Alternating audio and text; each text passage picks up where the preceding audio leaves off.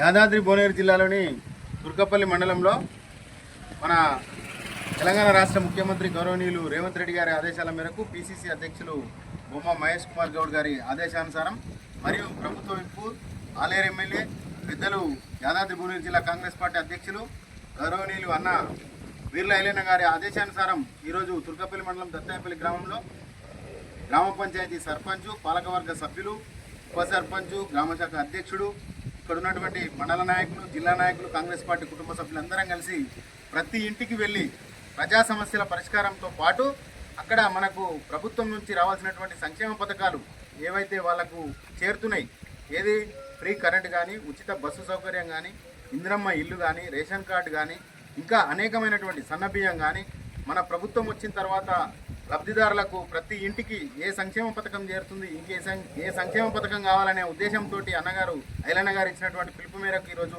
ప్రతి ఇంటికి దత్తాయపల్లి గ్రామంలో తిరిగి లబ్ధిదారుల ఇళ్లకు పోయి వారి సమస్యలను తెలుసుకోవడంతో పాటు వారికి రావాల్సినటువంటి సంక్షేమ పథకాలను కూడా మేము ప్రతి ఒక్కటి క్షుణ్ణంగా రాసుకోవడం జరిగింది.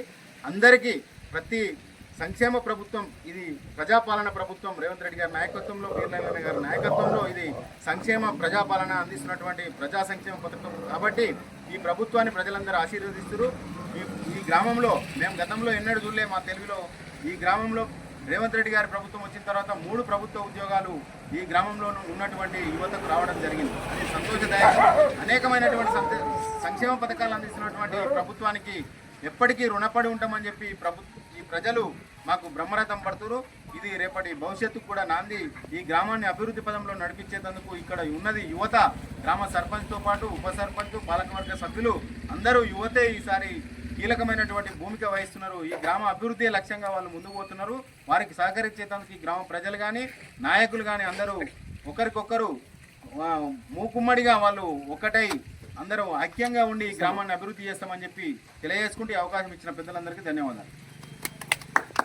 జై కాంగ్రెస్, జై కాంగ్రెస్.